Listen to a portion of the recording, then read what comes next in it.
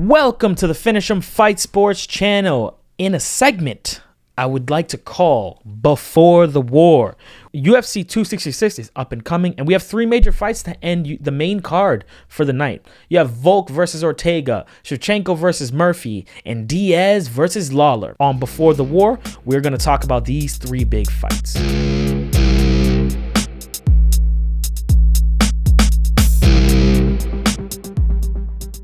All right, let's start. Alexander Volk versus Brian Ortega, the Great versus T Street. Let's start with Alexander Volkanovski. Excuse me, I'm just going to shorten it and say Volk. Volk has one of the most unblemished records in MMA. Damn near perfect, actually. Shit, in the UFC alone, I think he's completely undefeated with 2 wins over Max Holloway, which I think only one other fighter has. If I asked, I might be incorrect. I stand corrected, but I'm pretty sure Poirier is the only other fighter with 2 wins over Max Holloway. I might be wrong about that, but I'm pretty sure Dustin Poirier has 2 victories over Max Holloway. Again, it's impressive that Volk has 2 victories over Max Holloway. Volk has run through some really big names. I mean, in a short amount of time in the UFC. Yes, Chad Mendes, Jose Aldo. Don't forget, he beat Max twice to reinforce that point. This is why he's the favorite in this fight, because Ortega has that very bad TKO loss to Holloway, though that was 3 years ago. Brian's a very different competitor now, through improving significantly. What makes Volk dangerous, though, he's a well-rounded fighter, and even though he comes from a very heavy kickboxing Muay Thai gym in city kickboxing, the man's a master of all trades. It'll be a tough battle. Let's get to Ortega. Let's talk about Ortega. Ortega's a veteran in the UFC. I mean, he's I think almost 10 years, was completely undefeated until he met Max, who is the king of the featherweights, even in my opinion right now. A switch stance fighter specializing in BJJ, that Brazilian Jiu-Jitsu. Ortega is coming into this match as the underdog due to Volk's 2 wins over Holloway, right? Where Ortega lost severely in a TKO doctor stoppage to Max Holloway that left him out of the ring for 2 years. Ortega returned, leaving some questions, obviously, because we didn't know how he would look. A lot of critics were not sure how he would look coming back after that 2-year-long layoff. And with his return being against Chan Sung Jung, aka the Korean Zombie, for those of you who know, he's a fantastic 145er. Critics weren't too sure, though, about if Ortega would return the same after suffering a loss like he did against Holloway. But in true veteran fashion, Ortega came back, learned from his mistakes, and dominated Korean Zombie, showing what it means to be a true veteran of the sport, thus winning him this opportunity to take the belt. Here's where I have to pick one. This one's tough for me. I love both of these fighters. Each, I think, are fantastic in their own right. If they stays on the feet, Volk will win by decision. While Brian Ortega has advanced that stand-up, and he showed that against Korean Zombie, I don't think Ortega has made the correct adjustments to match that. Not that he can't make the correct adjustments to beat anybody, but just to match the sheer volume and ability that both Volk or Holloway have, who are S-tier strikers in featherweight. Brian wins this by getting it to the ground, fighting him in his world of BJJ, getting that ground control, getting some of that, maybe some ground and pound, elbows, definitely some submission attempts, keep Volk wondering and guessing. Those are Ortega's greatest assets, though. That means, though, that Volk has the advantage. Each round starts on the feet. Brian needs to get past his offensive striking and his takedown defense to get Volk grounded. I give Volk the edge, though, winning by unanimous decision, because his takedown defense is phenomenal. Very much like our Israel Adesanya. They have that same style that those city kickboxing guys, they have that really good takedown defense, and they like to keep it up standing. He's gonna light Ortega up with the striking, and if he mixes in his boxing and his Muay Thai, Ortega's gonna have a tough time. But doesn't mean Ortega doesn't have striking defense. I mean, he has good striking. I just don't think he's at that level. Though I would love to see the upset with Ortega. I would definitely like to see that. I think it's gonna be a tougher time to get it done. On to the next one. Let's go. Valentina Shevchenko, the Bullet versus Lauren Murphy. Valentina Shevchenko. I mean, I can't be more one-sided about this fight. Even the odds makers have it one-sided. They're both really high for the odds makers, and Valentina's a heavy favorite to win this one. Let's just talk about Valentina for a sec. Valentina is the greatest female fighter on the planet, and yes, I know Amanda Nunes exists. I don't care. Valentina's half her size and still gave her the greatest competition of any other female fighter on the planet. Honestly, if you're a casual, you need to know this woman. The most dominant female fighter in all of the UFC and one of the most active. And while she came from a Muay Thai background, she has adjusted damn near perfectly to MMA. I don't see anyone exploiting any holes in Valentina's game. You literally have to be better than her, like Nunes has twice. And even then, Nunes had the advantage of size. I see no one at 125 who can beat Valentina Shevchenko. I just cannot see it. If there's an upset, shit, I will eat my words. But Valentina is just proven to be the greatest female fighter on the planet. There's no questions about it. Let's get to Lauren Murphy. Murphy had a real struggle coming into the UFC with some up and down victories, but right now she's on a good streak. She got a 5-fight win streak, which explains why she got this shot at Valentina. She deserves it. I don't see any reason that she should not be fighting Valentina, especially with Valentina basically taking out most of the girls in the top 5. My only issue is I just don't see anything she can do better than Valentina other than the possible ground game. But even then, I believe Valentina's ground game is still better, even though it's not her main bread and butter. What Valentina did to Jessica Andrade, who is a phenomenal Brazilian Jiu-Jitsu practitioner, catching her into a crucifix, getting that TKO victory, Lauren got a big hill to climb. Jessica Andrade's ground game is significantly better than Lauren. It's a big climb for her. She really has to be on her P's and Q's. Is that still a saying? I don't even know if that's still a fucking saying. She really has to be on point in order to at least try to get Valentina. Valentina's a veteran, man. She's really fucking good. And striking, no one beats her in striking in the 125 division. Nobody can. I mean, if it's not already obvious, my pick is Valentina by any means. KO, TKO, submission, or decision. She's a seasoned veteran. Most of her career are title fights, 5-rounders. She's already fought the top of the top. Yeah, Lauren has not faced the level of competition that Valentina portrays before her.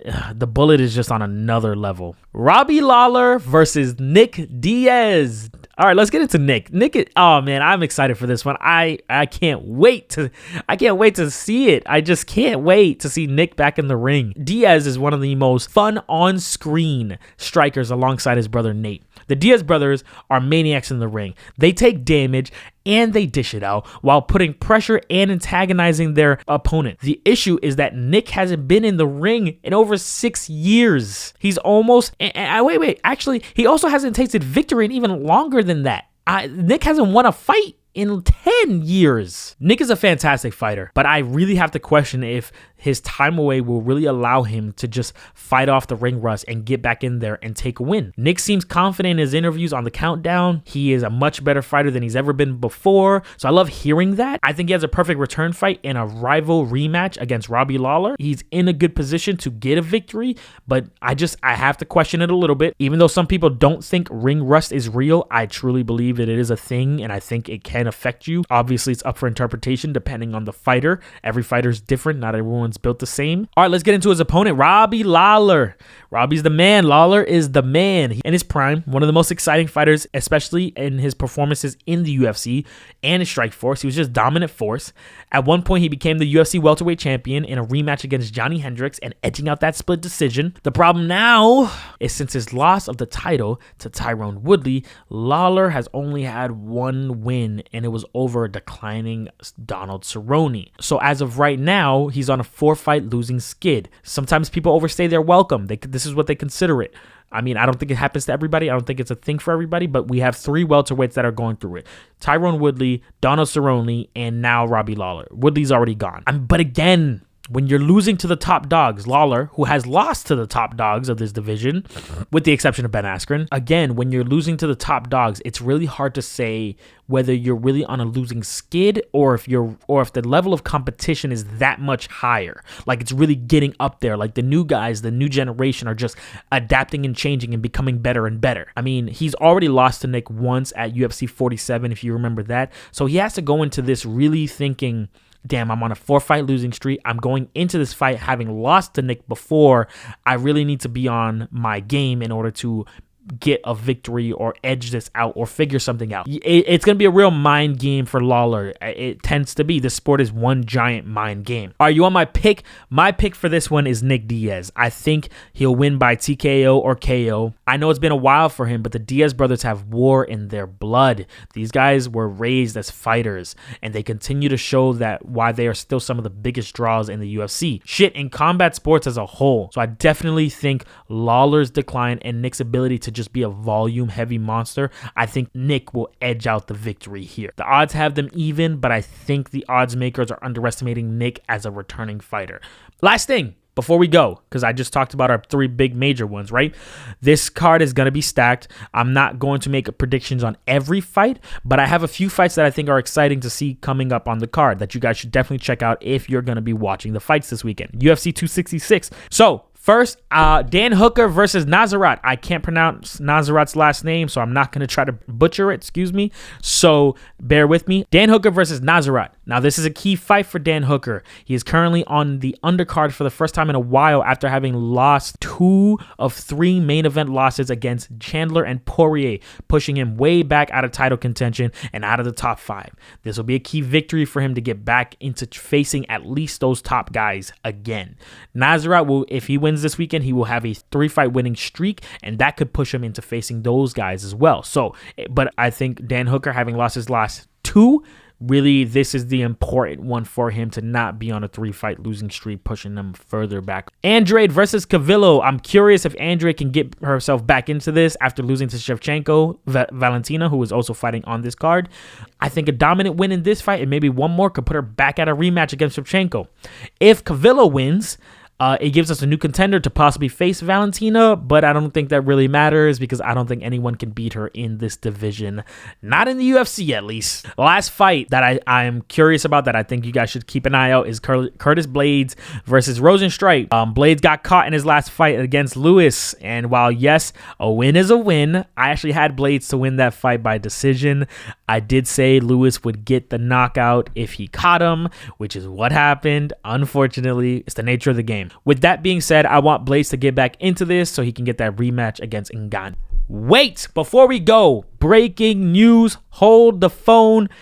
Let's talk a little bit of boxing because if you're unaware, last week they confirmed that Caleb Plant will be facing Saul Canelo Alvarez in a undisputed 168 fight for all the belts, all the marbles, baby, all the marbles. That's a fucking exciting because we didn't think that fight was going to happen because PBC, or I guess Al Heyman, was trying to create a bunch of litigations in the contract by making Canelo fight more people under his management and stuff like that. I'm not sure the logistics, but that's what I was hearing. So we didn't think the Caleb Plant fight was going to happen. Last week they confirmed November 6th, the Caleb Plant will be facing Canelo in an undisputed match for the belt at 168.